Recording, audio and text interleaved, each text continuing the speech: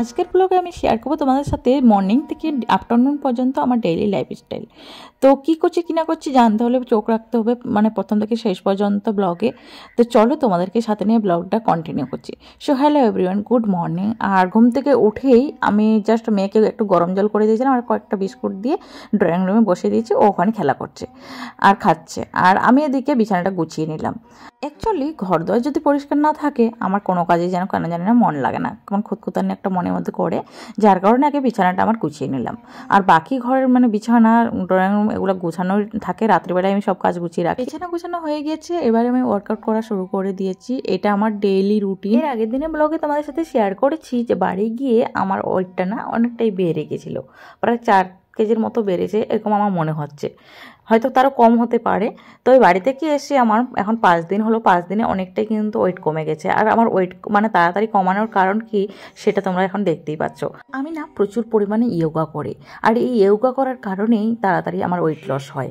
তো তার সাথে সাথে আরও কিছু মানে স্টেপ আমি ফলো করি, যেমন অয়েলি জাতীয় খাবার একদমই খাই না, বাজারের খাবার থেকে আমি দূরে রয়েছি। অ্যাকচুয়ালি বিশেষ যদি অসুবিধা না হয় তো বাইরের খাবার আমি একদমই খাই না, আর যদি খুব অসুবিধা পড়ে তাহলে মাসে 1 থেকে 2 বার মানে নিয়ে আসা হয়, এটুকুই। যে ইয়োগা স্টেপগুলো এখানে তোমাদেরকে দেখাচ্ছি প্রতিটাই আমি 25 বার করে 4 সেট করি। মানে এটা যদি 25 বার করে একবার করছি, আবার একটু রেস্ট নিয়ে আবার একবার, মানে এরকম করে 4 বার করতে হচ্ছে। সো আমার ইয়োগা করা কমপ্লিট হয়ে গেল, 30 মিনিট ধরে মানে করলাম। পুরোটাই তো ব্লগে দেখানো সম্ভব না, তো যতটুকু পারলাম দেখিয়ে দিলাম। আর এরপরে মানে গ্রিন টি বানাতে হবে। সকাল থেকে এখনও কিচ্ছু খাওয়া হয়নি, জাস্ট মেয়েকে শুধু একটু গরম জল করে দিয়েছিলাম আর কটা বিস্কুট খেতে দিয়েছিলাম। তো ওর ড্রয়িং রুমে বসে ওর মতো খেলা করছে, আর আমি আমার কাজকর্ম নিয়ে ব্যস্ত।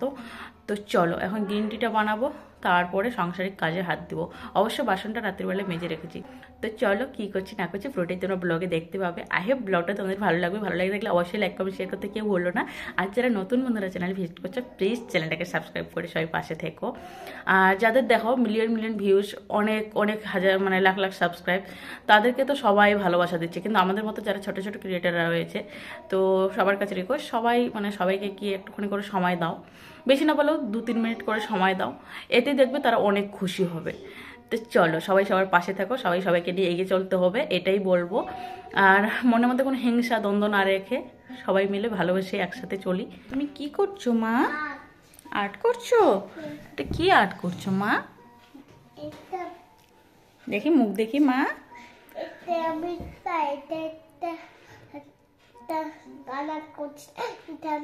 এখানে ইন্ডিয়ান ফ্ল্যাগ বসালে এটা উড়ে, ইন্ডিয়ান ফ্ল্যাগ বসালে উড়ে? ওয়াও,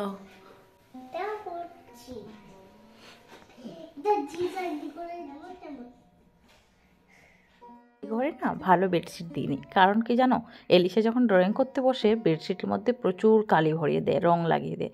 তো যার কারণে একটা পুরাতন বেডশিট পেতে রেখেছি, এর মধ্যেও খেলাধুলা করে তারপরে ও ড্রয়িং করে লেখাপড়া করে এই রুমে, শুধু এই রুমে আমরা খুব একটা ঘুমাই না। আর এদিকে দেখো মিষ্টি রোদ্রু উঠেছে, তো ভীষণই ভালো লাগছে।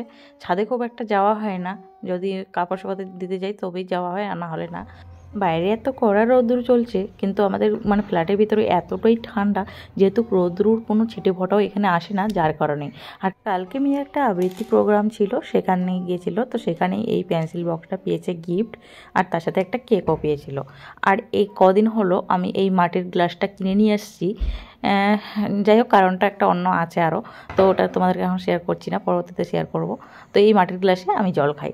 আর এই মানে কফি কাপটা, এটা আমার একটা মানে ফ্রেন্ড আমাকে গিফট করেছে আমার এই ছবি দিয়ে। এই ছবিটা অনেক পুরাতন। যখন আমার গ্র্যাজুয়েশন কমপ্লিট হয়ে গেছিলো, একটা বিশেষ কাজে নর্থ বেঙ্গল ইউনিভার্সিটিতে গিয়েছিলাম শিলিগুড়িতে, সেখানেই ওই ছবিটা তোলা হয়েছিল। আর এদিকে গ্রিন টি বানানোর জন্য জল গরম বসিয়ে দিয়েছি, আর এই গ্রিন টিটাই আমি খাই। গ্রিন টিটা ভীষণই ভালো, আমার পুরো প্যাকেট প্রায় ফাঁকাই হয়ে এসেছে, এই দেখো খালি কয়েকটা এটাতে পড়ে রয়েছে। আর গ্রিন টিটা খেলে না পেট ক্লিয়ার থাকে পুরো। কার কেমন কাজ আমি জানি না, কিন্তু আমার পেট পুরো ক্লিয়ার হয়ে যায়, মানে সকালে উঠে যে পেটের কারো সমস্যা থাকে সেটা পুরো ক্লিয়ার হয়ে যায়। ওজন কমতেও সত্যি কথা বলতে ভীষণই সাহায্য করে। তার সাথে অবশ্যই তোমাদেরকে ইয়োগা করতে হবে। আর যদি অনেক বেশি ওজন বেড়ে থাকে, যদি চটজলদি তোমরা কমাতে চাও, তাহলে আমি যেই মানে ইয়োগাগুলো তোমাদেরকে দেখালাম সেইগুলো তোমরা করতে শুরু করে দাও। আশা করছি 15 দিনের মধ্যে খুব ভালো একটা রেজাল্ট পাবে, যদি ঠিকঠাক তোমরা করতে পারো। আর অবশ্যই খাওয়া দাওয়ার দিকে একটুখানি লক্ষ্য রাখবে, শাকসবজিটা একটু বেশি খাবে, ফ্যাট জাতীয় জিনিস থেকে একটুখানি দূরে থাকবে। ছাড়িয়ে দিচ্ছি, দাঁড়াও। তোমার তো সর্দি, তাই তোমার বেশি খেতে হয় না, খালি একটু। না না না, বেশি না বেশি না, অল্প অল্প। এই অনেকটা খেয়ে নিলে তো। আচ্ছা ঠিক আছে, আর খাবে না, হ্যাঁ? সর্দিটা সেরে যায় তারপর খাবে। আমি আগে গ্রিন টি খাবো, তারপর তো খাবো না। তাই? আচ্ছা ঠিক আছে। ইয়াম্মি।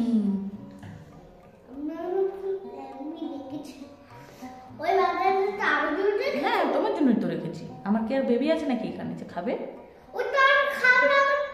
আচ্ছা, আর খাবে না। না না, একদম খাবো না। আর ওটা শুধু আমার বেবি খাবে, বেবির সর্দিটা ভালো হয়েছে তারপর খাবে, তাই না?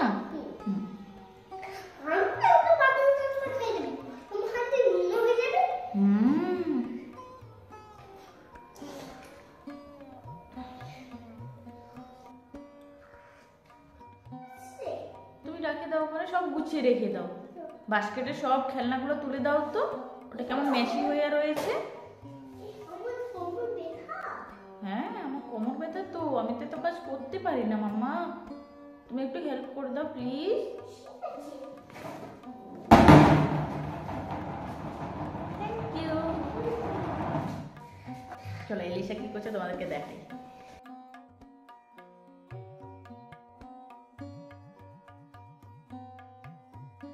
আসলে কি বলতো, বাচ্চাদের ভালোবাসার সুরটাই বোঝে। মানে একটুখানি গম্ভীরভাবে রাগ রেখে যদি কোনো কথা বলা হয়, সেটা ভালো কথা বললেও কিন্তু শোনে না। এবং তোমরা মানে সেই কথাটাই তোমরা ভালোবাসার সুরে মানে ভালোবেসে একটুখানি বলো, ব্যাস চটপট মানে সেটাতে মানে একটা হয়ে যায়। তো এলিশা কিন্তু রাগ মানে অভিমান এগুলো একদম পছন্দ করে না। মানে একটুখানি যদি অভিমান করে থাকি ওর মন খারাপ হয়ে যায়, একটুখানি রাগ করলাম ওর উপরে ওর মন খারাপ হয়ে যায়। আর যখন ওর সাথে ভালোবেসে হেসে সে কথা বলো, প্রচণ্ড খুশি হয়ে যায়। আর অ্যাকচুয়ালি আমার বাড়িতে তো কেউ নেই, ও আর আমি, আর ওর বাবা তো নিজের কাজ নিয়ে ব্যস্ত থাকে। তো যার কারণে আমি চেষ্টা করি ও কোনো সময় মানে মারধর করা একদমই বন্ধ করে দিয়েছি এখন, সেরকম আর মারধর করি না। যদি খুব দুষ্টুমি করে তবেই একটুখানি রাগ দেখাই কিংবা একটা চর মারি, এটাই চেষ্টা করি সবসময় ভালো ব্যবহার করার। মানে যতটা পারা যায় ওকে রাগ না দেখিয়ে বুঝিয়ে কথাগুলো বলার। বাড়িতে বাচ্চা থাকলে সেটাই করা উচিত। বাচ্চাদের সাথে যত তোমরা খারাপ ব্যবহার করবে, যত রাগ দেখাবে, ওরা কিন্তু ততটাই বিগড়ে যায়। তুমি কি করছো মা? আমাকে খাইয়ে দিবে? ওরে বাবা, তুমি কি আমার মা হয়ে গেছো? ওরে শোনা, মাকে খুব ভালোবাসো তুমি? একটু খেয়ে নাও তো দেখি। আসলে তো আমার সোনা মার একটু খাওয়ার ইচ্ছা করছিল, যার কারণেই মাকে খাওয়াতে এসেছে, তাই না? আমি তো জানি যে তোমার মাথায় কিছু দুষ্টু বুদ্ধি চলছে। আর খাবে না, হ্যাঁ? নাহলে সর্দি বেশি হয়ে যাবে।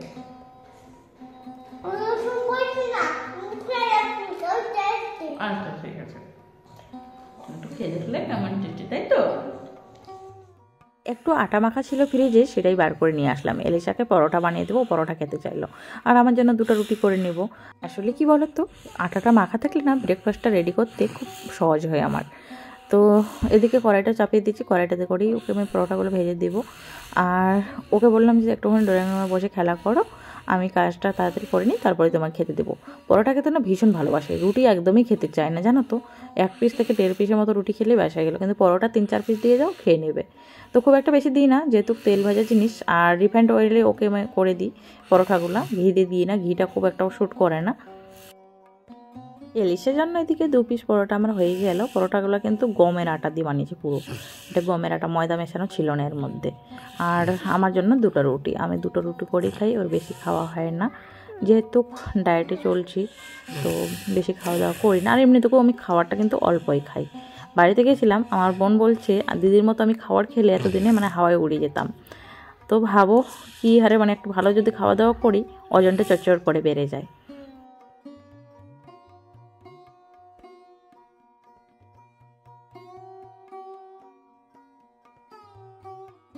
চলো এলিশার খাবারটা এখন ওকে দিয়ে দিই। আর ওকে ডাইনিং টেবিলে দিলাম না, ওকে এখানে ম্যাটেই দিলাম, কারণ কি ও একা একা বসে ওখানে ডাইনিং টেবিলে খেতে ভয় পাবে। আর আমার জন্য এদিকে রুটি করে নিয়েছি। আর কালকে রাতে একটু মাছ আলু বেগুন দিয়ে মাছ রান্না করেছিলাম, মাছটা শেষ হয়ে গেছে, তবে সবজিটা একটুখানি ছিল, ওটা দিয়ে খেয়ে নেবো। আর এদিকে ফ্রিজে এলিশা বাবা পরশুদিন পালং শাক এনে দিয়েছিলো, সেটা রয়ে গেছে, সেটা আজকে রান্না করব। আর কিছুটা মাছ ভাজা রয়েছে, আমাদের মামির জন্য হয়ে যাবে।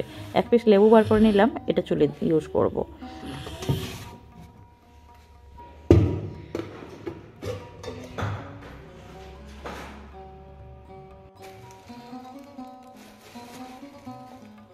সব ভাতটা কমপ্লিট হয়ে গেছে, এখন বাজে পুরোপুরি 1টা।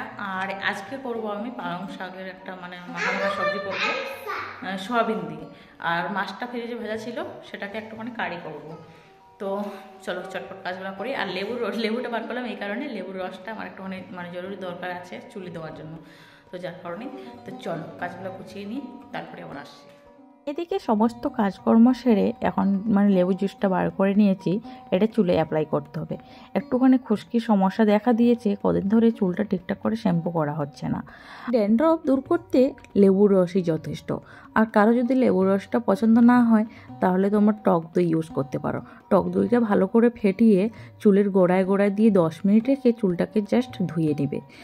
আর যদি লেবুর রসটা ইউজ করো, লেবুর রসের শ্যাম তোমরা 10 মিনিট মতো রেখে দিবে, চুলের গোড়ায় গোড়ায় দিয়ে ভালো করে ম্যাসাজ করে 10 মিনিট রেখে দিবে, তারপরে চুলটাকে ওয়াশ করে নেবে। এটা মাসে 1বার থেকে 2বার করলেই যথেষ্ট, তার বেশি করতে হবে না।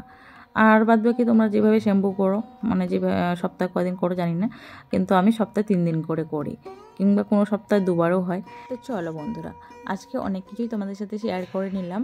আর তোমাদের ব্লগটা কেমন লাগলো অবশ্যই কমেন্টে জানাতে ভুলো না। যারা নতুন বন্ধুরা ভিজিট করছো, প্লিজ চ্যানেলটাকে সাবস্ক্রাইব করে নিও, আর পারলে ভিডিওটাকে ফোনে শেয়ার করে দিও।